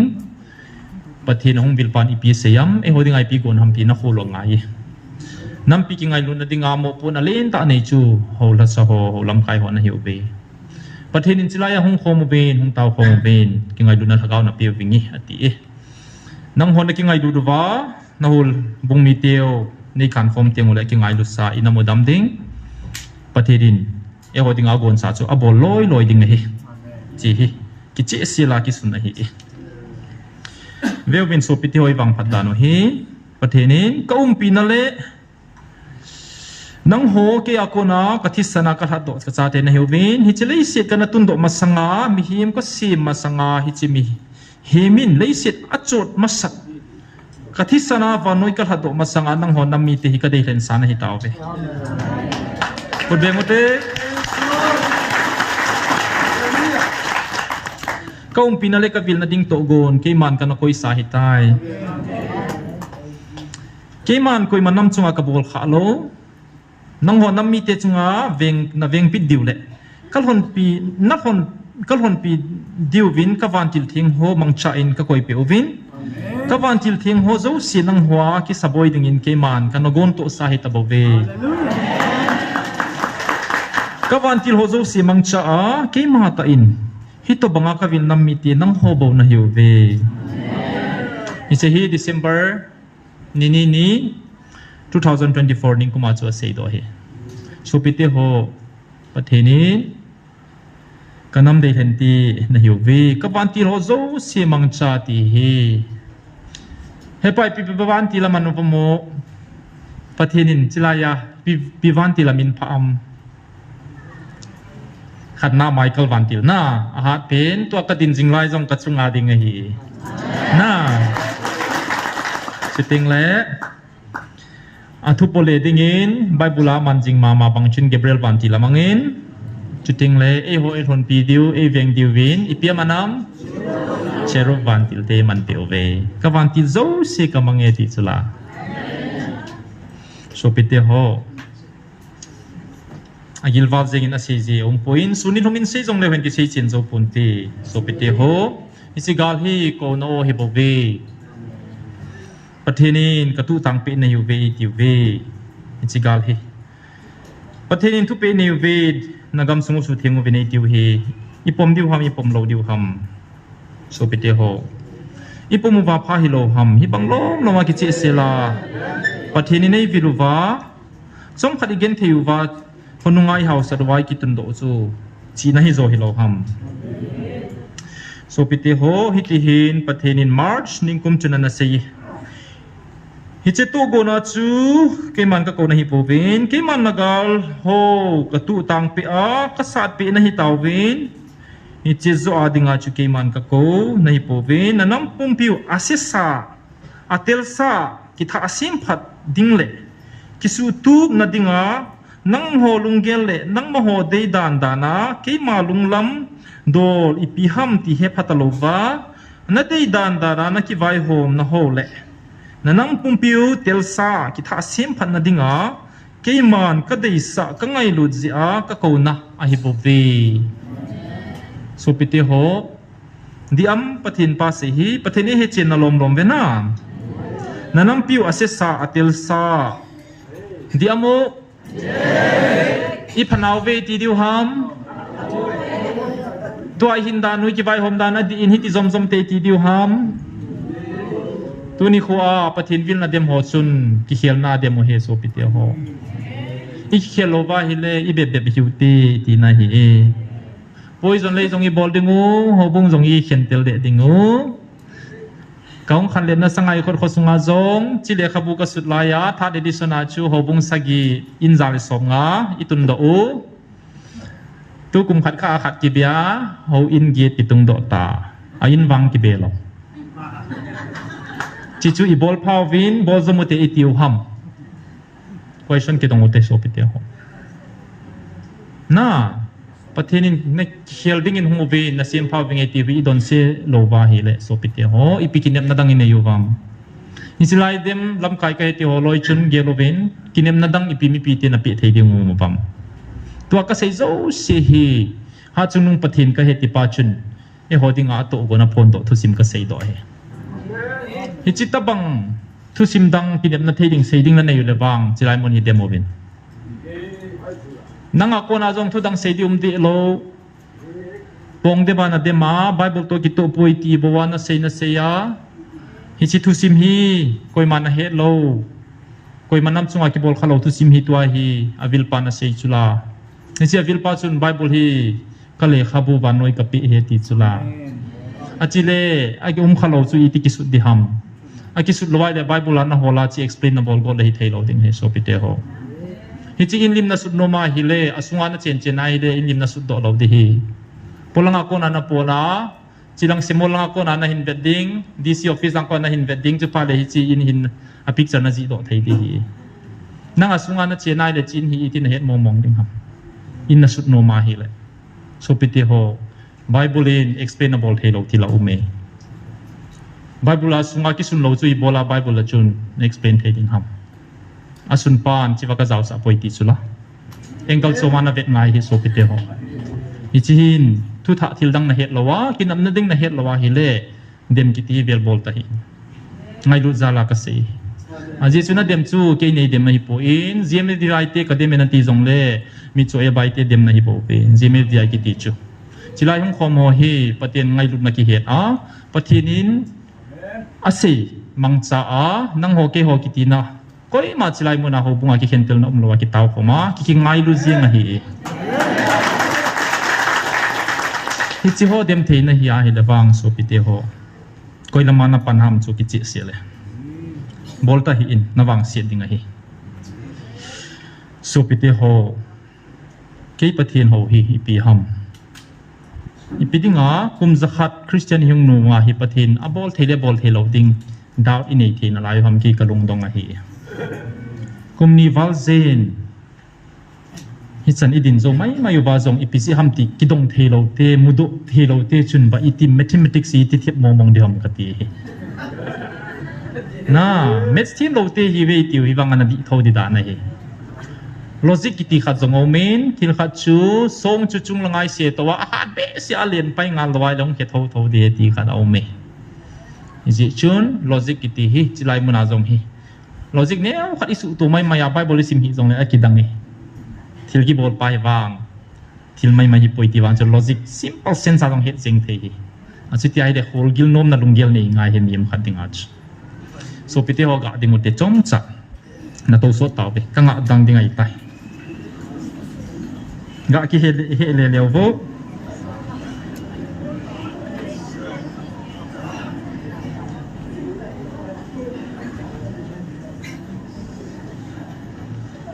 so pite ho patheni ni galu hi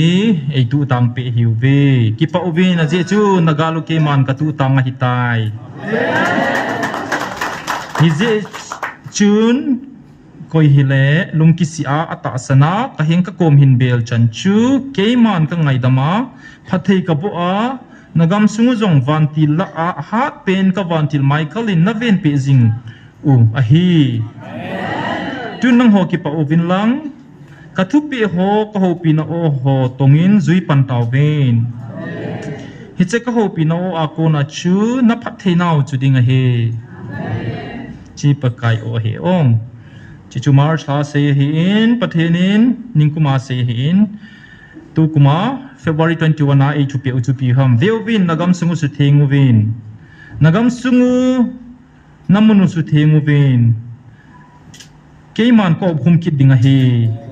keman ka obkhum theina dingin nagam sungu namun ho su thengu bin kalo kit sa ki ding na hiuve nagam sungu na subo chanuwa na chandi wa hibove tunin ki su thengu bin lang keima dei bangin keman ka obkhum ding nagam ho su thengu bin lang ki man van noi mi te het in na tung naw vingi nang ho atasan ho zala ki man nagamu kanung lo sa kiding na hiuve kudemote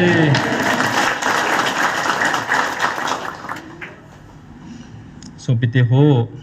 pathinin chilayai tawi a het chen wal wale hengi Sodom le Gomorrah jong itabangin chon se jong le mi som ni chan mi som chan mi phaum jong le pathin ta sanum jong le hu hinga na ding a hi e howang tu ni koin chilai mi sang khat hing de ki homoben lai fa jong sang khat walu mintin ata san jing le thaya thu ki se ho wedding jong ho mintin inam sungi pathin asim zo mama ding hi Izo English ka simna chen ka in sim ta point English version translation a chun mun kha chu ka sim min jong le ka sim point sei thoing katin Insilai mun ta san lo ho je in kisulung gim ta hi ubin ati he pathenin kisa boy sa ta hi ubin nom chan zo ubin ngai lut na hin ko mang ubin lang ichi chu vet sa zo bin tia patheni tu pe iwe je chun tula hin nom ka sain group ho jong kalut lo na tamin kalut lo le kana vai kumni sung chu sei di zel do zo siki sei cha hi tai hiza sing chengni ta san zalwa jong pathinin nang ho ata san ho zala ke man nagumu kanung lo sa kiting na hiu ve tiu ve pathin thang bau te to tau te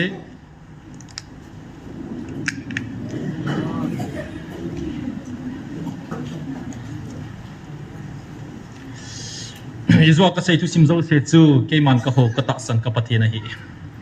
so pite ho Second Kings bung ni chang sagi Second Kings bung sagi chang thuma pat som ni nai veda hi le Second King chapter 7 verses 3 to 20 ichi tu simahi ipi imudo vam ichi hi four lepers pha ave mi li ho tu simahi Syrians hon Israel sapai Israel holoi Kitsa uva agam sumuva akisieluva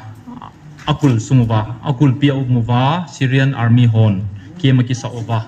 Israel te lengte ki surrender ding chu dengpa ki surrender ding ngau hin chilai hin mi pha li ho chu aki hovin a hopi sunga jong phalo hi tawin chiwa yu jong lei thi dingu ni ding lai nei tapuvin yu mai jong lei thi dingu email mate ko mi ke zo le thi tho tho ting hi zong le zon jing mo tin thi dong I thi zong le thi jing taw hi te hin la I wang phat wai le ni I ki penan te ti hi sa ba chu Syrian shepai ho kem sum cho ga ruwa hi le I pi tien ti wa he ruwa athu sim hi ve na le cha chui pi tiam tai le pathin pan hin sim do thong mi muti le ki che in te for lengte ni na pathin hi ta san thei pathin a hi dan e ho chunga jong nai to pi di dan kila na dinga ka sim do no ma hi bung sagina chu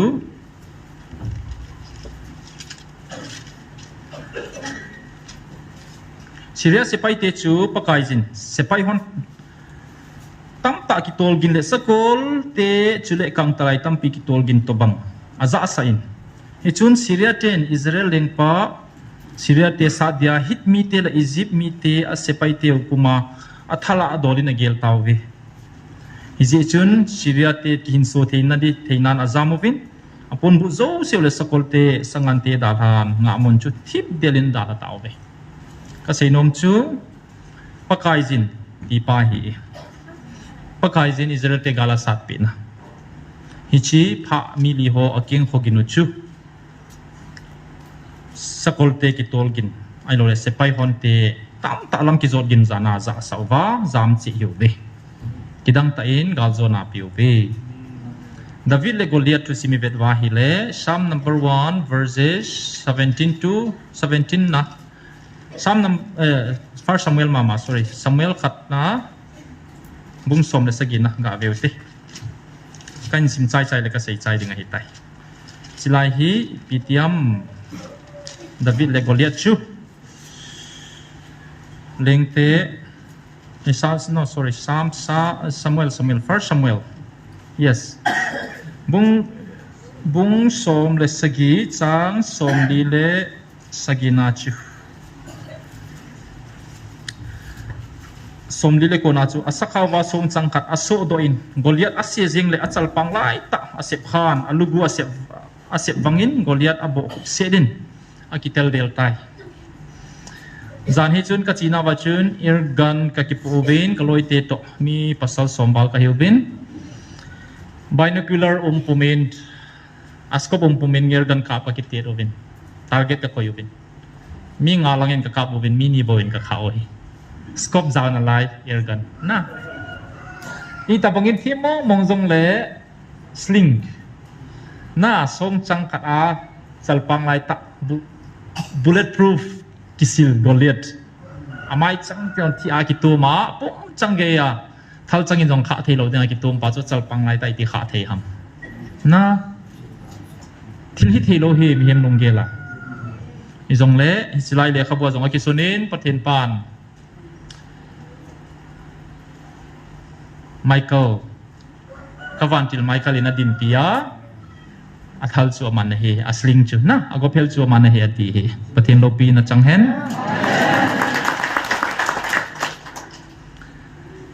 Exodus bung somni chu ka Satan Israel te chu tuipisan alhun konovin hadin an lobe Egypt se pai hon pathenin meilom le mei mangin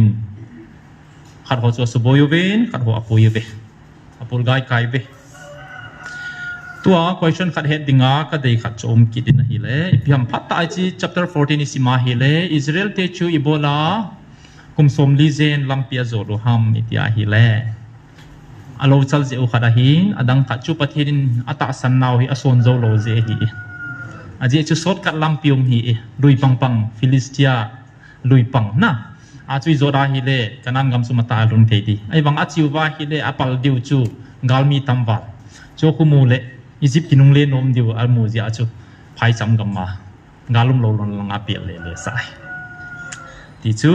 pathenin mi pui do tange tung do tange ti le phat lut jong le pui le na pathenin kitep na nei cho mo so te te yi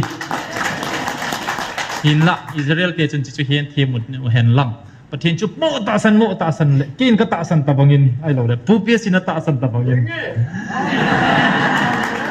anam pum piun ta san le pathenin thila bol thei cho shortcut au me na shortcut au me ei ma chi nai man pating na chun unnecessary ki tho hi bo ve na pathenin Israel te ta san tha sam het ja chu lam saw langa apui koi le bu be chika la ki phin to tho le kum som ni lu dai tai Joshua bungup na itiam Joshua bung pa chui pithu sim ki sunam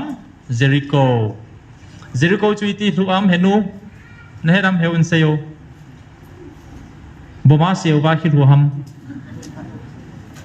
ha ipizia ki lu ham a ho chi mu he acha na hola kan sevo ipi pathen tu pe ani zia dina sawam adi e khut be piute pathen tu pe ani zeuwa pathenin gal azos ayu ve ai wanga tu pe chui pi ham ti question ki ta chuna athu pe chu nui zat ma chu Joshua gal hang pa chu ni se le khat ve ve ni gup sung chu athem pu ho to khat ve ve ya tengkula mu ru ba akol diu ni khat le khat ve bo bol diu nui za dum hilo ha aga vel diu ram khat na Jericho ko pi chu chi khang lai chu most plan city he ki ti chu chi khang lai chu khang to pen na kanan alhun ko no wa thil so ai tu khanga pang mu ding taloi chim di he ja chu ad nisagi nya pathen sei tabanga chu al hen do tempu ho to chun peng kula mu wa a ho le chim mai hopi kha chu chim jeng cho na koi ma thi lo pi wa Israel te na le ni za dum ta chu na sorry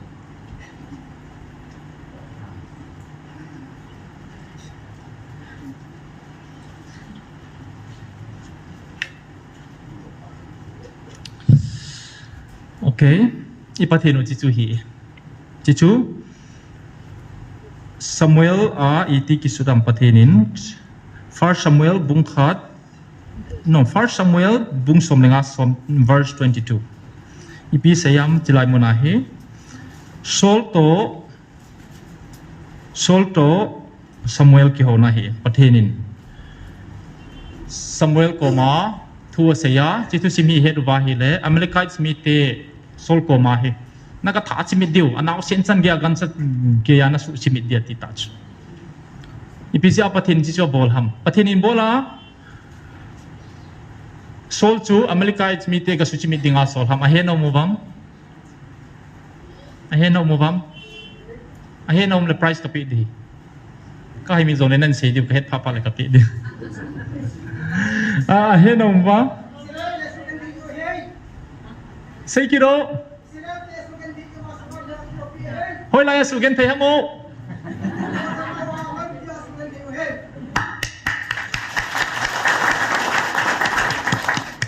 ki pau me 100 marks out of 100 hepa nang min pi ham thang pa haw na kan ki pa pi Bible sim lei ja su sim di he Bible scholar ki ti ti ho bo he bo we English pastor khadan say in Bible hi patheni ni he thei dinguwa extra sim be ngai lo a simple thei pe nai pi ule kha bu hi ti so I hol thu sana ki ngol chi chi he ti he ja chu to he pa sai su Bible la me na refidim phaiza nga na Israel te ahung ba chu Amalekites way late English power way late ambu sana bolo cho refidim phaiza nga chu jong chu kidang ta thil so ki ta chu ipitiam te le Moses ina sei ta chu jingteng le Amalekites mi ho chi lai ki ke ma hiwin ika sa ding hi ve nangin na se pai ten chom khomen lang zo swa ko ma sei he ke mol chung a khon ding in ka tin khut ka hin za ding nang na sa de I sa khom de ti na chi chu refidim phaiza nga thil so he Amalekites te na bulu pa chu ja chu Moses ina khut adop mai ma adop zo lo zo to phat phale thu sim he saw ve sei saw daw de na ti chun gala zo ve ai wa nga gala zo Amalekites mi te zo wang wa chu pathinin Amalekites mi te chunga lunghan a chu hai min lo zo izia hi so leng pa hin tun do para chu revenge la ding asol tha chimi tho tho ne ti chu kum sot pi na chi sanunga jong chu pathin pan phubala tho tho hi na ichia chin akidangi je chun cha se chu pi ham tia hi le ka se nom chu obedience is better than sacrifice solid aleng achan ta chu thil phagel he akin ya pathin pa lumgel ya ma ki salela pathinin hi chi hi dein te ki pa in te gan cha thau offer bol peleng pathin long thain te tia ama lumgela thila bol pa chu pathin adinga deyum lo alenga ma chan na hi ki da hi tuni khoin pathinin simple tai vil hi thei pon te achu tingai poi a hi poi iti ti vai le sol lumgel ge lu ti na hi so pite ho je chun chilai jong lesson khat lan ding au me obedience is one se chu pathin se ngai je wa je ru ko chi ma he pathin in chilai simple thet lam kai ho na lam kai ho chiwang tau khom win na ho la chaw dang chiwang tau khom win chingai junal hagaw na pe wing ti chu simple sentence hi bo be very simple e pawa se na Burmese pawa se ya translate ngai jong hi lo pi chu hi chi he thim the lo chu I wang se naw hi so pi te ho awai ge nai poi pathin in gal ka tu tang pi we ti la chi he thim loi win ti na hi bo be ichi chu ka pathin kin ka ta san pathin chu he Jericho wa su chim sai Gideon chu chim ka thei sei tai judges bungup akisune I pathin u chilai hum vil paun crossa ka galzo pa ka he ti pa chu Jesus Christa hi Jesus Christa I ho pathin u hi mi him alo le pathin hi zaw ma thia hingdo ti hi thu simam khalo hi chu ho pathin hi ki man ka ta san na hon ta san no hi tun so pite ho khat ka hin se ding chu pi ham tia hele a chai na dingan Bible na choina na simte te du khat au me chi to in conclusion remark ka hin pe lingai tai First Samuel bung som lenga chang som ni lani so pite ho ke ka lungdong chu pathen chu ki khil ngai no pathen hiu win gali nei taw win adi seta Bible scholar ka he kiti holoi lampanga request ka bolnom question ka bolnom khat au me hi pathina na to hoi vet ka gal chi danoi vet ka hi le Old Testament hi relevant mo hi phadang dang Old Testament tu simai sei bangwa practical ta hin kuwa choosing thil chu hi First King bung som le gate lengte bung som le gate chang som ni apat som ni le li e hon lam kai ho atia hi ting le aki kang se jong yu mai the win chilai mu na hi mi pi te jong ki kang se the lo hi ki lang ding a hi lengte bung lengte khatna bung som le gate sang som nia pat som li to ka thu sim nia khat kain se ding hi bung som le gate sang som nia pat som li na chi hi je chun a habin Israel pele baal thiam gau te chu Carmel mo sanga ki hom din a hil tai Elijah in mi pi azon to bin aza uva hoi lam ngat ding na hiu iti chan na gel be kit na lai diu ham pakai chu pathin na hi le ho jeng tau ati a hin la mi pi au po ayau sa om po be hi chun Elijah in pakai thim gau ke chang se bo e ki hoya hitan baal thim gau te wang zani le som nga zen au naw ve bong chal ni hin kayun baal thim gau ten khat thadu hen asim zo te ngule thing chunga koyu hen lang mei wang ti daw hen ken jong bong chal khat chu amho bol bang in bowling ting chu teng baal thim gau te apathinu hinga taw hen lang ke jong pakai hinga taw wing ting taw na mei ko wa hindon pen chu pathin a hi ati na athu sim he do chu na le chu chon bal te them dau te chu akipat sama sada ani nga mau ma ha ko je bun na pathin ai mu hin pe akhang put poi tia tot tot jeng so a chai na cho man ko le me ko win ama sa chu hal tai ai la thu pi pen khat a hi abul langa hi thu pi kala nom hi Eliza mi pi te zon to win hoi lam ngading na tiu iti chan na gel be kin na lai diu ham so pite ho kumni zen pathen eng viluwa hoi lang ingat diu ipi ti diu i het chin theinai lo ham tuni khoin Eliza nei dong ve pakai chu pathen na hi le ho jeng tau chilai hong vil pa hi pathen na hi ne tiu le ho jeng tau hi di ham hi lo di ham tia kumni chui bolan na su mangwa hoi lang nangat ngan na lai ham nang ho hing ding ma chilai hong ma hu hing ki ti hi ta sal hagau hu hing poi mon na hiu ve ku ki zo sa te thagau hu hing na dinga chile khabol hing se de na ta sao hu hing na ding in wang chiwa hin nang ho to sima ki sun ka poi hin la hi chiwa sun pa pathin hi nang ho pathin jong hi se chun chipa hin ipi nang ho dinga alunggel chiwa sei doi hong ki ngayu bin hong ki ho bin hoi lang nang nga ruwa koi sei chu nangai ngayu wa lung sa ya no mum jing ho puele zai nei ho pinaw he so pite ho hoi lam ngat ding na hiu iti chan kumni thing ta iti chan na gel be be na lai diu ham pakai chu pathi na hi le ho jeng taw tunia ka thu sim do zo se chu a sei pa bang banga ka sei do a ka hin sim do chi chu pathen hi poina tiu le thu khat sei che no bin na holam kai nam lam kai han dong sei che no bin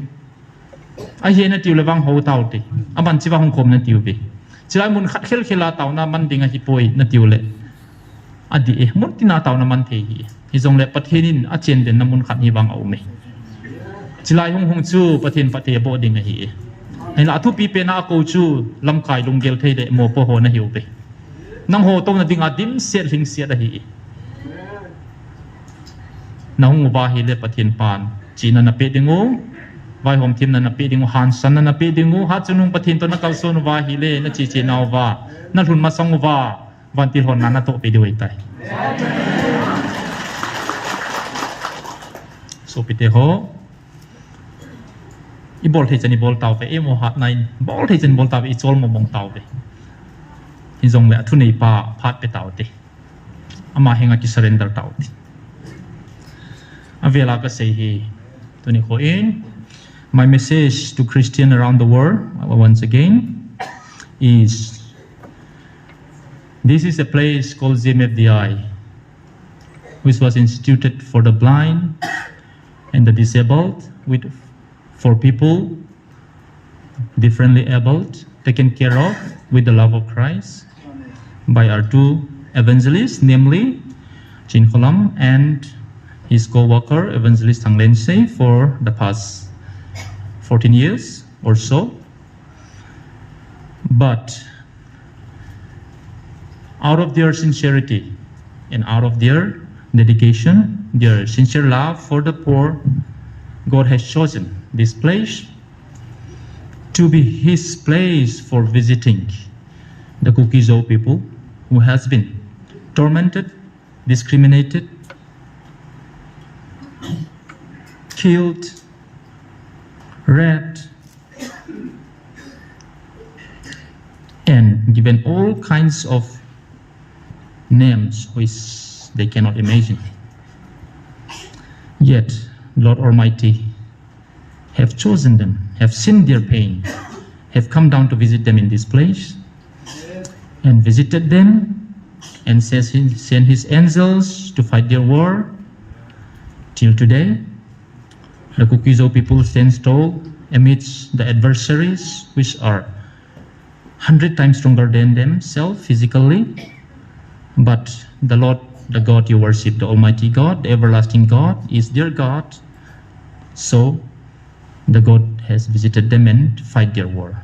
Today, this same God in His Spirit visited this place time to time and has revealed so many secrets which were not recorded in the Bible. Like it is mentioned in Deuteronomy 29 verse 29, which says some secret things belongs to God, to the Lord, and He revealed according to His will and purpose. He has revealed to us that Moses' body was buried by the heavenly host away from the Hebrews, the Israelites of the time, that He did so that they don't involve His body and worship Him as God, because God had already done so many miracles through Him. And also, David killed Goliath with a stone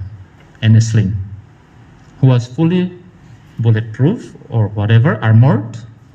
but it was Michaelangelo who used his hands and the weapon and killed, that the Lord has revealed today. And Balaam the prophet, his donkey, saw an angel with 2 swords in hand. And the donkey was so terrified,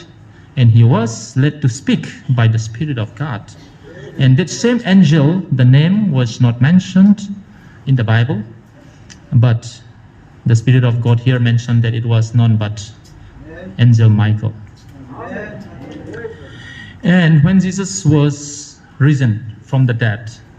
we thought it was Peter or John or the security guard who would have seen Him resurrected first, but the Bible didn't give account or records of that.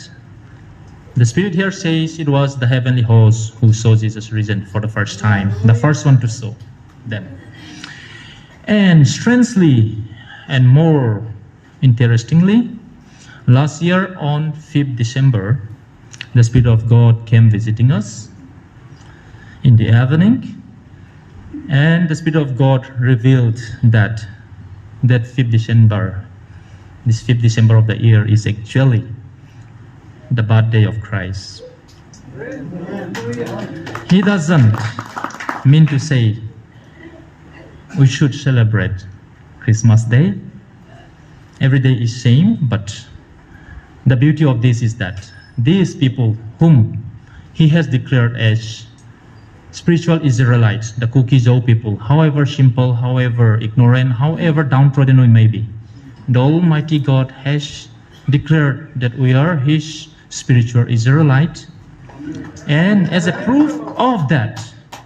He revealed all these secrets which human knowledge cannot find out. Any amount of research cannot find out the answers to all the statements that I have just put forth, which I have heard and recorded in this amazing book, Keman Kahenai, which means to say, I am knows. The God I am knows. This much visitation God has done to these Kuki-Zo people, and He will lead us through this war. Amen. And to the government of India, I, as a chosen person to speak and stand here by divine anointing, and also to script the visitations of the Almighty God to the Kukizou people.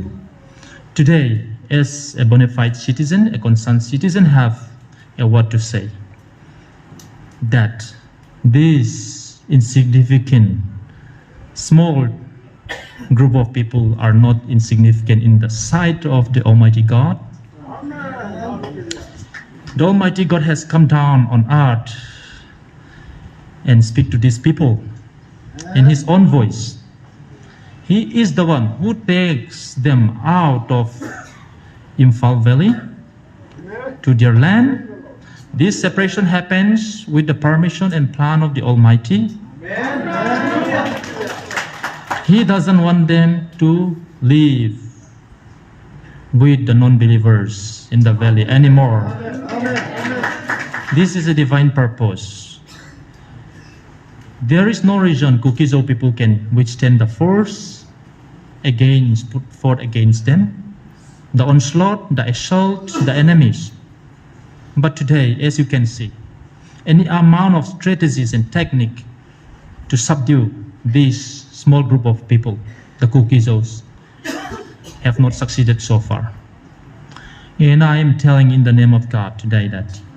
any amount of further strategies will not succeed. It will be just a waste of time and resources. They need to be separated. They are chosen people. And if the government of India ignored such plan of the Almighty God, please, I'm telling, what has been done to Pharaoh in Exodus, the book of the Bible, can happen to the adversaries who stands against the will of God. And I, as a responsible citizen, don't want such thing to happen to anybody. Our God Almighty is all-powerful. Today, God has a plan for these people. Please, respect the will of God. That will be good for the nation. Kukizous does not seek, they are not secessionists. They do not seek separation. They just want to live a life worth the living, a life with dignity. The rights which they have been denied for decades, they should be given the chance to grow. They should be given the chance to live with dignity and worship their God. Otherwise, our God Almighty says, He will bring up someone stronger, 3 times stronger than our own nation, the ruler of this nation, to speak on behalf of these Kukizou people. And He also says, He already set up the person whom He chose to set up. And that person, being chosen by God, he will do what the Lord wills him to do. May God give the government of India wisdom to deal with this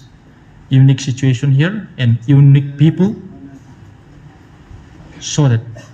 real peace prevails in this land and the nation of India called India grows. តោទេបកាយសេរីនេះពីសុសិកសិសាយតៃបកាយហើយឡើយមុនមីនហើយឡើយមុនជាសំឡេងស្លាយនេះវិលណៅកលងអគិងស៊ីងបកាយនំមិននេះវិលណហីកសិសាយទីពោអធុពីបាឡកគិប៉ាណៅសុំបកាយ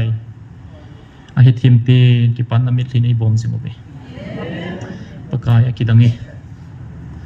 Tuni koin kanam pumpin nang manivil nahi kahin pumting ulit kidang dang ni bol pe tiu ho kamel mateu kasu uban ko iding katu ka chau teu khangkhanga phathei na bo ding kamel mateu chi na zo se ke ho nei pe ding wa hi na ki tep na ho he pa cho chang thei ding in lunggel di nei pio vin la nang ma thu di het thim nan het nom na lunggel nei pio vin Kadem now kasi hil now pakai kamit mozi ba kapau hil now so si ni ngai dam tim ka tawi ai tim lova silai mon dem kho hozong pakai nangin ai thele nang ngai dam ding ngai dam kain thum pe pakai cilayong tau jingjing ho zong pakai nangin suhat jingin lang ain sung chiu wa zong demna ing bolna changtampi om ka he pa nangin suhatin pakai he pa nangin pathaibo nadin pina mi ho mu dingin kisula sa ding zong kahin tau pe pakai iza kai nang malopi na dingin kasi hil kasi kalon ingai tamin tia iza sun jesu mina ka tau amen